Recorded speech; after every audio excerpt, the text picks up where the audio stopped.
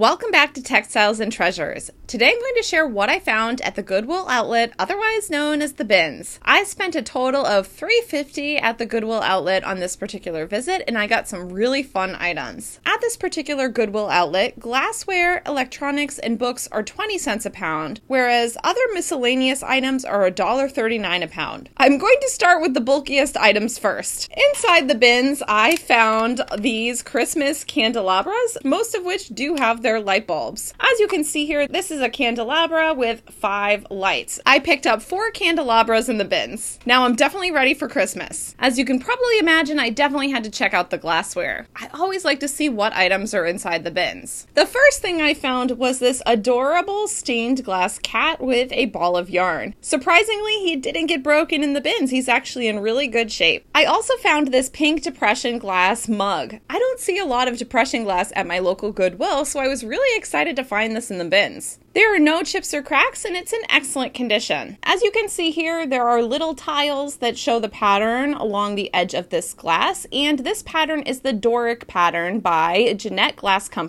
You can also see the pattern here on the bottom of the glass. This looks awesome in my depression glass collection. I also picked up this glass jar. As you can probably see here, there's a starburst on it, and it has the dates 1933 to 1983. This is a Kraft spreadable cheese 50th anniversary jar, as you can probably see here, and it still has the tag on the cover. I couldn't resist picking up the 50th anniversary jar. After all, it made it quite a few years before being donated at Goodwill. The last piece of glassware that I picked up at the bins was this Pyrex mug, as you can see here. I don't actually remember the name of this pattern. I don't think it's cornflower blue, and it is marked Pyrex on the bottom. I'm definitely on the lookout for more Pyrex mugs. Now I'm going to show you the miscellaneous items I got at the bins. The first thing I found at the bins was this really cute wooden bear. As you can see, he moves all of his arms and legs, and he's hand painted and just really adorable. He's quite light, so I felt like it was worth picking him up in order to save him from whatever was coming next. Really adorable. Digging in the bins, I also found this little prince or king little person. This is the Fisher-Price Little People collection, and I definitely remember these from my childhood. This is definitely one of the older ones, perhaps the 1960s, and you can tell because he's made of wood on the bottom. It looks like he may have been chewed on at some point in his life, but he was definitely worth rescuing since he weighs practically nothing. I was also excited to find a piece of my childhood in the bins. I found this vintage pound puppy. This is definitely one of the pound puppies from the 1980s, and it has the classic logo here on the bottom. When I found him in the bins, he was actually covered in dog or cat hair, and he had a little stain on him, but it looked like he just needed good washing. So I definitely hand washed him, and he's in great condition now. I was pretty excited to find a piece of my 80s childhood in the bins and be able to rescue him. The last thing I pulled out of the bins besides the books is this spool holder. As I've mentioned in a few other videos, I want to learn how to sew. Finding a way to store all the spools is really helpful, and this was in the bins, and I was happy to get it for $1.39 a pound. I spent 90 cents for those 4 items. Now I'm going to share all of the books, magazines, and pamphlets that I found in the bins. Surprisingly, most of these were not in the book section. They were actually in the general mixed items section of the bins, and so I definitely had to dig in order to find everything that I got. I feel like I was meant to find all of these things at the Goodwill outlet because they totally fit my interests, and I actually knew what I was looking at. I spent $2.60 for the electronics, those candelabras, as well as the glassware and the books, so I got a really good deal on all of these things I'm about to show you. So let me show you what I found. The first 2 things I'm going to show you are not crafting related, so I'm going to get those out of the way before I move into all the crafting stuff. I found this vintage book in the books section, and it says Love is a Special Way of Feeling, and it is by the author here at the bottom. This wouldn't necessarily be something I would pick up in a bookstore, but I thought the graphics in this vintage book were absolutely darling. So precious. How cute are these characters here?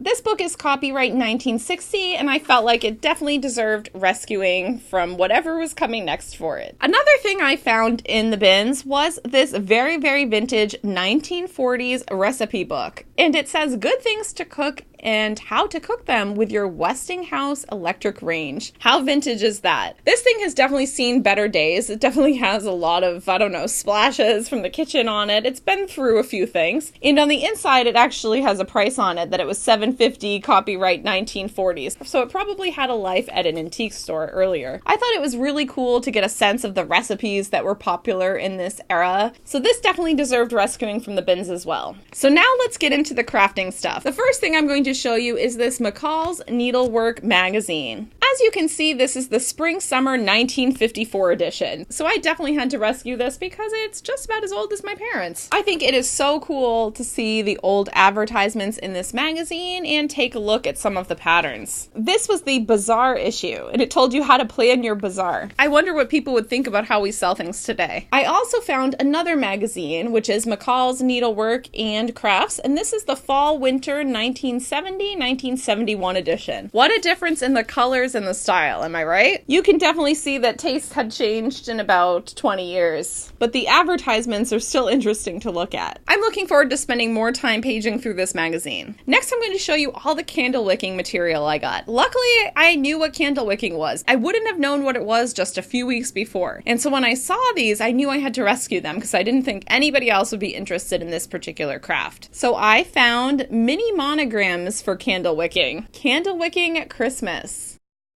Candlewick design book. Candle wicking samplerette. Candle wicking country. Floral designs for candle wicking. Candle wicking classics. Quilted candle wicking. Candlewick baby quilts. Candlewick Cove. Quick and easy candlewick projects. Candlewicking from Glenda's Place. Candlewicking Series Volume 1. Hospitality in candlewicking. Candlewicking for special occasions. Monograms for candlewicking. Candlewicking Book 2 Designs by Melinda. A Midsummer's Foliage for candlewicking. I think these look really neat. Candlewick Christmas Ornaments. Candlewicking in embroidery. This definitely looks like something I'll do. Creative candlewicking. Candlewicking in color. Candlewicking is usually white. 2 of the Candlewicking Designs 1. I got 24 candlewicking books. I think I'm set for life. I also found a few cross-stitch and embroidery things. I found these Cricut collection patterns. As you can see here, this one is somebody sewing, and this one is somebody looks like they're quilting. As a bit of a spoiler, a month or so later, I actually found completed versions of these projects, so keep an eye out for those. Now it makes me wonder if the person who donated these was the person whose yard sale I went to. They were living in the same area. I also found the Cross Stitcher magazine. This one is February-March 1985. I also got this Count on Cappy 12 Projects Book 42 Samplers for All Occasions. These are some really cute looking samplers. This one I'm really excited about. The Grand Carousel. Charted designs for cross stitch and needlepoint. I think it's going to be really pretty to do carousel designs.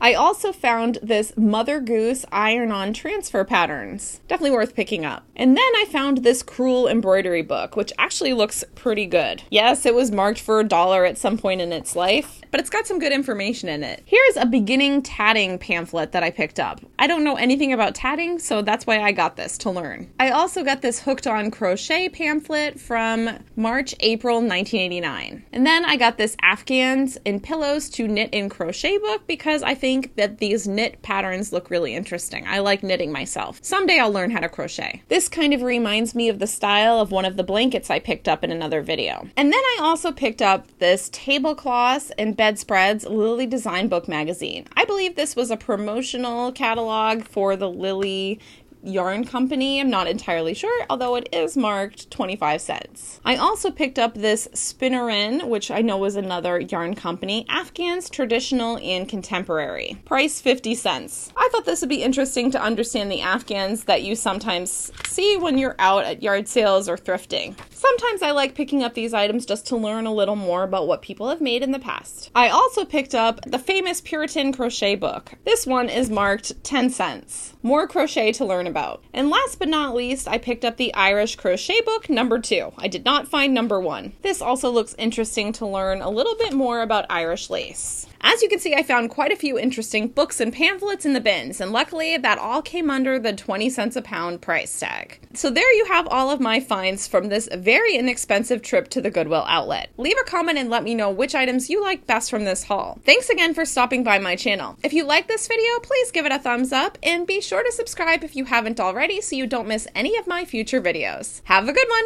Goodbye.